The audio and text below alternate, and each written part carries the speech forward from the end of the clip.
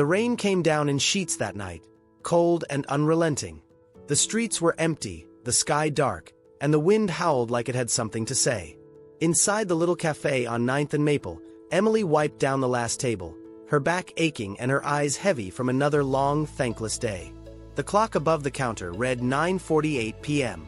She was just about to switch off the lights when a loud knock startled her. She turned. There, at the glass door, stood a man, soaked to the bone, shivering, his clothes clinging to his frame. A scruffy beard covered his face, and his eyes were sunken, almost lifeless. He looked like someone who hadn't had a warm place to sit in days. Emily's first instinct was to stay back. She was alone, and it was late. But something, maybe it was the way he stood, not demanding, just waiting, made her inch closer. She unlocked the door.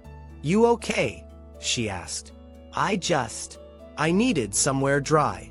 Just for a few minutes," the man said, his voice barely a whisper. She hesitated, then stepped aside. He walked in slowly, his shoes squelching on the tile floor.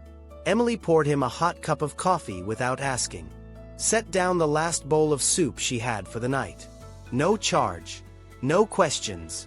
She had no idea that the stranger she just let in would one day stand on a stage and call her name, in front of thousands. She had no idea the man trembling in her cafe was one of the wealthiest men in the city. And she definitely had no idea that one act of kindness, one rainy night, would turn her struggling life completely around. Stay with me, because what happens next will remind you that the kindness you give when no one's watching might just be what saves you in the end. And if stories like this stir your soul, make sure to hit subscribe, because the next twist will leave you breathless. Emily James was 29 years old and owned a small cafe she'd inherited from her mother, Sunbeam Café. The name always made people smile, but lately, there was very little sunlight in Emily's world. The cafe was tucked into a quiet corner of the city, often overshadowed by trendier spots and fast-paced chains. Business had slowed, bills had piled up, and despite pouring her entire heart into the place, Emily couldn't remember the last time she'd made a real profit. She had 2 employees, Hannah, a college student who worked the morning shift, and Joe, an older man who'd been with the cafe since her mom ran it. But lately, Emily couldn't afford to keep both on payroll, and she'd started working double shifts herself. She lived alone in a tiny apartment above the cafe. No family close by. No partner. No fallback plan. Just her, the scent of coffee grounds, and a journal where she scribbled notes about what she'd do if things ever turned around. Each morning, she unlocked the doors with a glimmer of hope. Maybe today someone would post about the cafe on social media. Maybe a food blogger would stop in. Maybe the universe would finally remember her. But each night, she'd count her earnings and realize she barely broke even. Still, Emily smiled at her customers. She offered free cookies to the kids who came in with their moms. She remembered birthdays and served coffee with a handwritten quote on the cup. People liked her. They just didn't come in enough to keep the place running. On that rainy Thursday, Emily had already decided that if things didn't improve by the end of the month, she'd have to let go of Joe. And maybe close up for good. What she didn't know was that the stranger she'd let in from the rain, the one sipping soup silently in the corner, wasn't just any man. He held the power to change her life completely. But before we get there, you have to meet him too. The man who walked into Emily's cafe that stormy afternoon didn't look like someone you'd stop to notice. He wore a dark gray hoodie, the edges soaked from the downpour. His jeans were muddy at the hems, and he carried no umbrella, no bag. Nothing but a tired expression and eyes that scanned the cafe like he hadn't been indoors for days.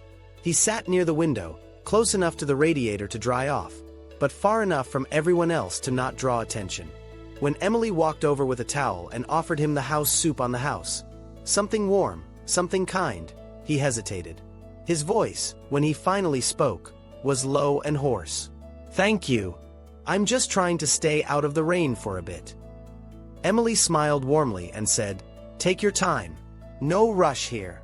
He watched her walk away, her apron stained, her ponytail messy, but there was a kindness in her movements that unsettled him.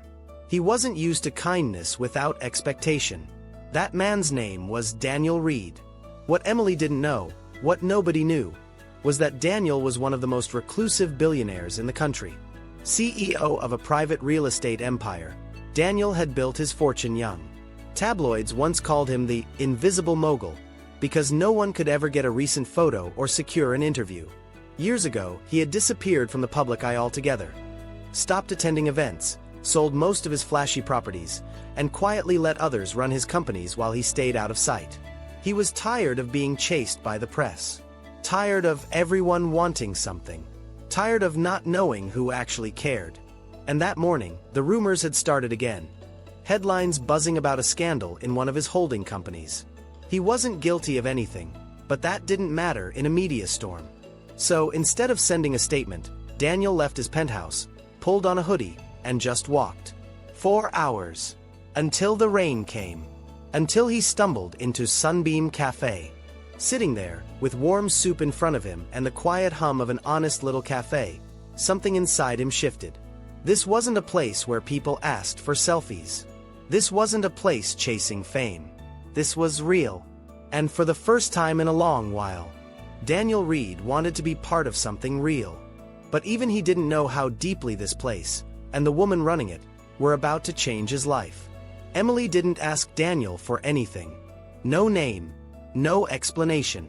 Just served him with the same sincerity she gave every other guest, even though he looked like someone who might not leave a tip, or might just be passing through. But Daniel stayed. 1 hour turned into 3.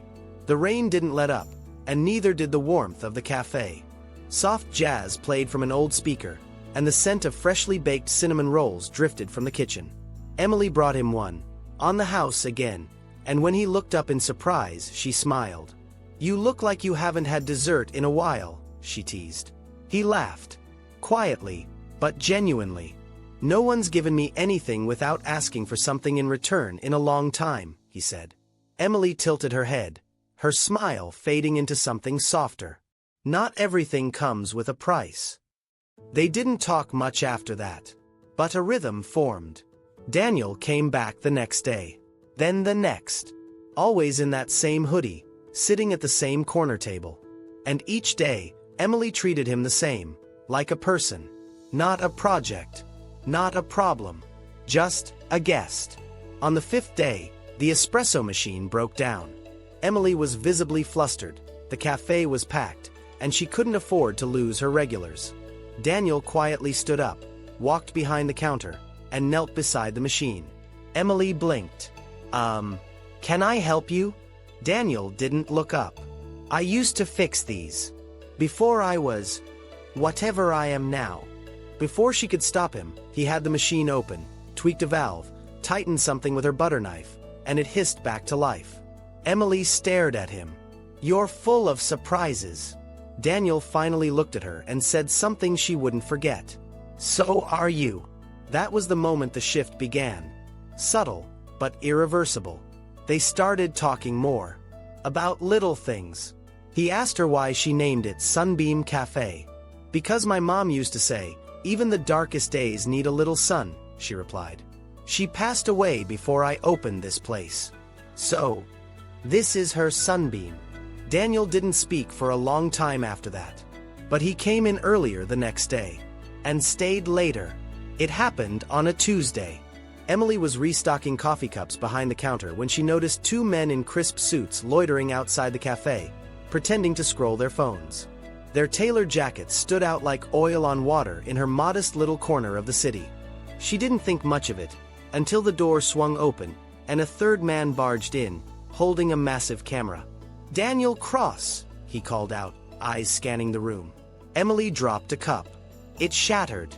Daniel froze at his usual table in the corner, half-eaten sandwich on his plate, coffee cooling by the window. His shoulders tensed like a man bracing for impact. The cafe fell silent. Then came the second man, followed by the third. Another camera. Flashes. "Mr. Cross, where have you been for the last 6 months? Your board thought you were dead. Why are you hiding in a small cafe downtown? Is this your way of protesting the company sale? Who is she?" One reporter gestured toward Emily. "Is this your girlfriend?" Emily stared at Daniel. Daniel stared at the floor. Then, Quietly, like the rain outside, he stood. "I asked you to leave me alone," he said, voice barely a whisper. "I told you I was done."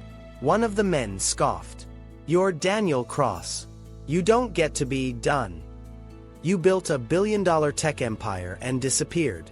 You think the world doesn't notice." Daniel turned to Emily. Her face was pale, confused, hurt. And that's when she realized, this wasn't just some wandering man in a hoodie. This was Daniel Cross, the tech prodigy, the reclusive billionaire whose face was once on every business magazine. The man who vanished months ago after a hostile boardroom coup. The man every news outlet had speculated about. Mental breakdown, escape to another country, secret rehab. He'd been here, in her cafe, eating her cinnamon rolls. The reporters wouldn't stop shouting questions, and Emily's cafe, her safe place, suddenly felt like a zoo.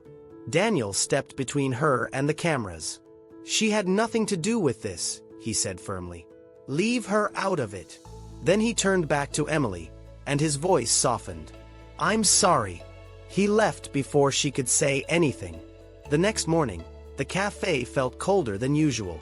Emily arrived early, earlier than she ever had. She half expected to see Daniel sitting in his usual spot, hood up, staring out the window, cinnamon roll halfway gone. But the seat was empty. No coffee cup, no crumbs, just a neatly folded envelope on the table. Her heart skipped. She glanced around.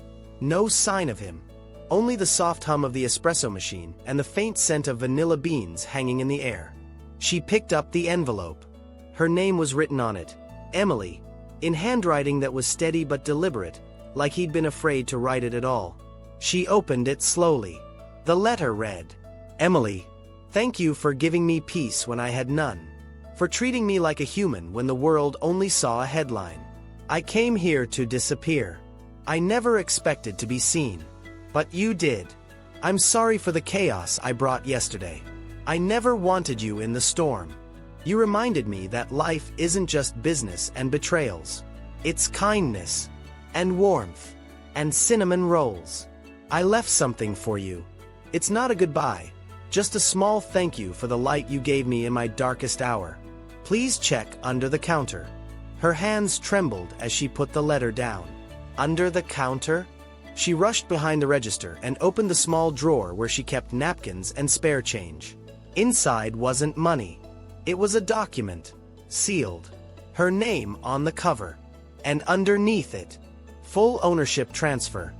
The Daily Ember Café. She gasped, heart racing. She flipped through the pages. It was real. Daniel Cross had bought her cafe. But not to change it. Not to franchise it. Not to make it into a tech coffee experiment. Just to give it back to her. To protect it. To protect her. There were tears now. Real ones. The man she once thought was just a quiet stranger had given her the one thing she'd been afraid of losing for years. Freedom. It had been a full year since Daniel vanished. In that time, the Daily Ember Café had transformed. Not into something new, but into something more whole. Emily renovated the back patio. Started poetry nights. Created a pay-it-forward board where people could leave a coffee for a stranger. The community wrapped around her like family. Word spread. Locals and tourists alike filled the place with life. But not a day went by that she didn't think of him. She kept the envelope in a drawer beneath the counter. His name still written across the front. Sometimes she'd hold it, just to feel connected to that moment, when everything changed. It was a rainy Thursday afternoon when it happened. The bell above the door chimed. Emily barely looked up from the register. She was punching in an order, distracted by a new batch of pastries burning in the oven. Then she heard it. Soft footsteps. And a voice she hadn't heard in a year. "Do you still make those cinnamon rolls the same way?" Her fingers froze. She looked up. Daniel stood in the doorway, soaked from the rain. Hair longer. Beard trimmed. A calm, gentle presence about him, like he had finally found peace. Emily's eyes welled instantly. She stepped out from behind the counter. No words. Just a smile. Then a shaky laugh. Then she walked straight into his arms. No explanation needed. Because in that moment, everything she thought she'd lost returned. Not as a stranger this time, but as a friend. They sat in his old seat. The cinnamon roll was still warm when she brought it out. He took a bite, smiled, and said, "Still the best in the city." She laughed. "You look different." He nodded. "You made me different."